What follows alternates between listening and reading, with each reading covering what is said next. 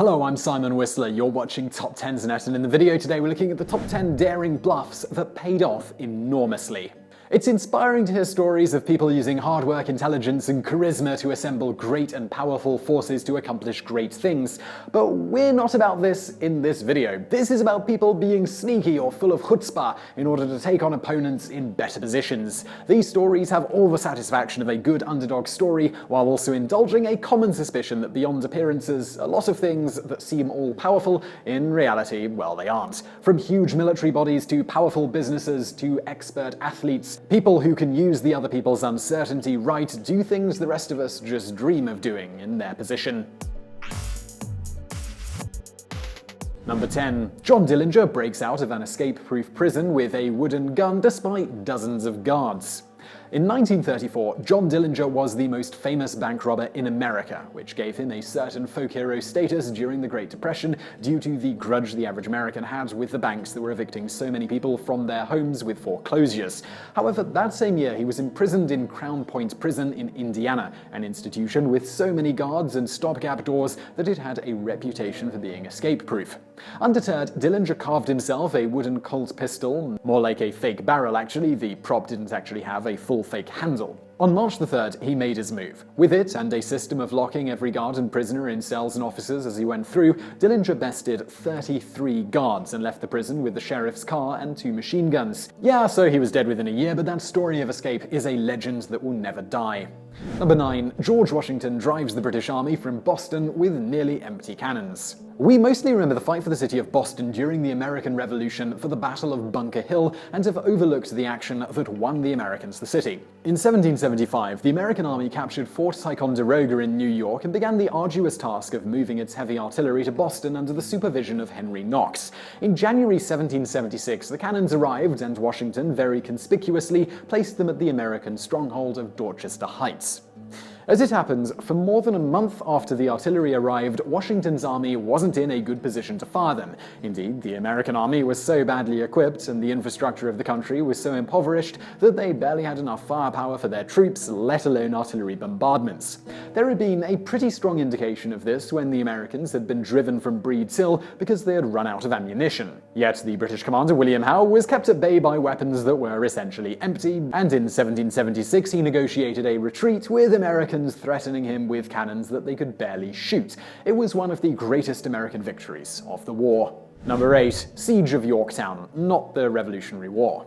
In March 1862, relatively early in the American Civil War, Union commander George McClellan had a clever solution to the problem of capturing the Confederate capital of Richmond, Virginia, with a large Southern army between it and his base in Washington, D.C. He landed over 60,000 troops on the Virginia Peninsula adjacent to Richmond, which basically allowed him to approach the city from behind, where there were much fewer, about 10,000 to 13,000 troops. The commander of the Confederate army was James McGruder, and he more than made up for the disparity in numbers with guile. He misled his opponent by having large parts of his command march in circles in areas observable by the Union. To reinforce the ruse and possibly disturb his enemy's sleep, he had his bands play music for more fictional arriving troops at night. In the end, McClellan overestimated his enemy's strength 10 times over, leaving him hesitant to attack. It allowed the main Southern army to move south and eventually stop his army at the Battle of 7 Days, leaving the whole campaign a drawn-out failure. But McClellan was not done being on the receiving end of very audacious bluffs. Number 7. Battle of Antietam, stand with cartridges.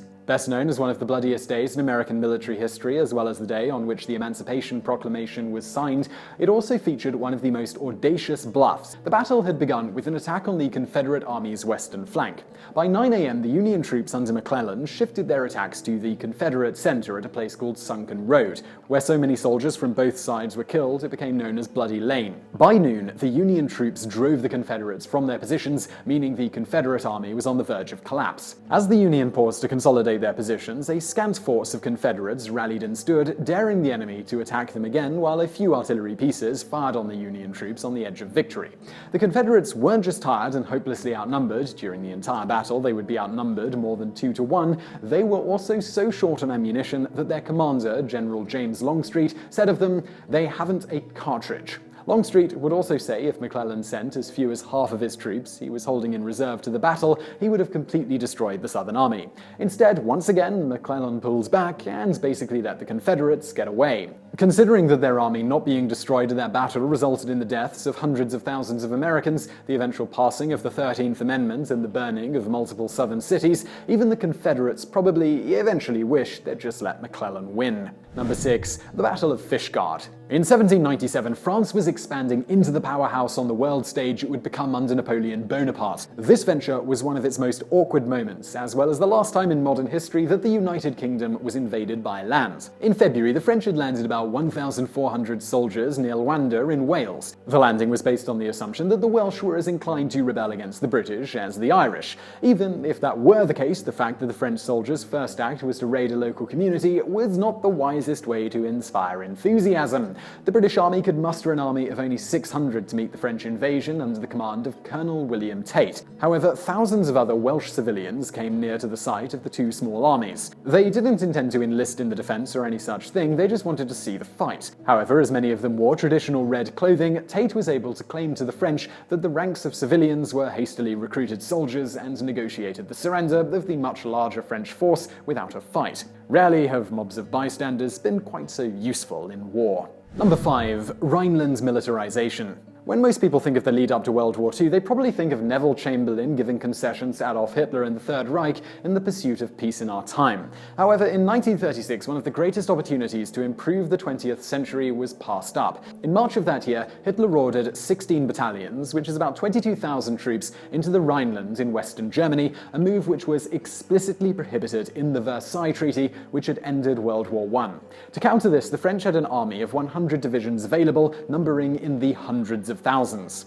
As mad and stupid as Hitler was, he knew well enough that if the French had so much as crossed the border, he would have had to order withdrawals. However, memories of World War I were too fresh, and invading the Rhineland was judged too expensive, so the violation stood, emboldening the country to plunge Europe into war. Number 4. Ferdinand Tomorrow. Let's take a break from the military entries and focus on a man whose story was as inspirational as it was eccentric. Ferdinand Tomorrow was a man who lived from 1921 to 1982 and spent many of those years bluffing his way into assuming other people's identities. From 1941 on, he would take jobs in the American Armed Forces under the name of his friend, Anthony Ignola, then eventually desert and become a monk in Louisville, Kentucky. He then went west and took the identity of Dr. Cecil Harmon to study law. While continuing to convince people of that stolen identity, he met another doctor named Joseph Sear and decided to bluff his way into being Joseph Sear as he enlisted in the Canadian Navy in order to serve in the Korean War. He was able to continue convincing people of his false identity into really pretty astounding heroics. During his time in the Navy, the untrained Tomorrow performed 16 life-saving surgeries, including bullet extractions. It was such an amazing feat that it blew Tomorrow's cover, since his surgical feats as Joseph Sear got him featured in Canadian news. This prompted his mother to complain that there was someone in the Navy posing as her son. It was not his last feat under an assumed identity, but it was such a great trick pulled on the world that in 1961 a film was made about him called The Great Imposter. In it, Tony Curtis played Tomorrow. Number 3. Pakistan's Flight 544. On May 25, 1998, 3 hijackers took this airliner with 38 people aboard hostage. They demanded to be taken to India even as the hijacking drew jet interceptors. Thinking quickly, the pilots claimed that they didn't have the fuel to fly to New Delhi, the city the hijackers had in mind, and offered instead Bhuj, much closer to the border with Pakistan. In fact, he was flying to Hyderabad, where Pakistani police were waiting. The pilots spoke to the airport tower in Hindi to reinforce the illusion that they were in thoroughly Indian territory, and on the ground all lights that illuminated signs that said it was Hyderabad were turned off. The pilots continued speaking Hindi as police bringing supplies and fuel surrounded the plane, and everyone he communicated with continued the ruse until they were in a place to overpower the hijackers. The passengers were saved without a life being lost. As for the hijackers, they were executed by hanging 17 years later. Number 2. Massacre. The Nazis had no monopoly on using bold power plays without the material strength to back them up during the Second World War in its build-up. One of the most significant and overlooked instances of this was performed by the Soviet Union in 1942. It led up to the Battle of Stalingrad, where the Soviets attacked from the north and south to surround the German Sixth Army that was stuck in there. The Soviets started bluffing pretty much everywhere except for the actual areas they intended to attack. Defenses around Moscow were built up, radioactivity increased in those areas. Most ambitious of all goal was the construction of 17 phony bridges to lead the German Air Force to believe that the Soviets were planning to cross bridges to attack areas other than their real objective of encirclement. The effort was so successful that German intelligence completely fell for it, leaving the area around Stalingrad vulnerable for the Soviets to win perhaps the most significant victory of the war. Number 1. Nguyen's win. Let's finish this video with an example of the kind of bluff the average viewer is most likely to engage in, bluffing at a game of poker. The most successful bluff in poker history was performed by Queen Nguyen against Gordon Vayo in November of 2016.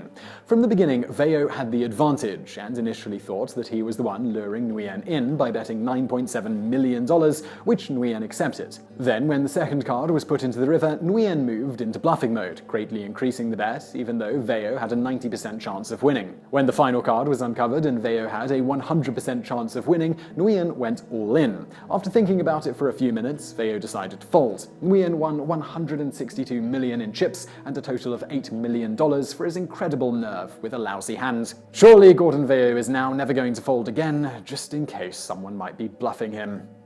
So I really hope you liked that video. If you did, please do hit that thumbs up button below, and don't forget to subscribe if you haven't already for brand new videos just like this every day of the week. Also over there on the right, a couple of other videos that you might enjoy if you enjoyed this one.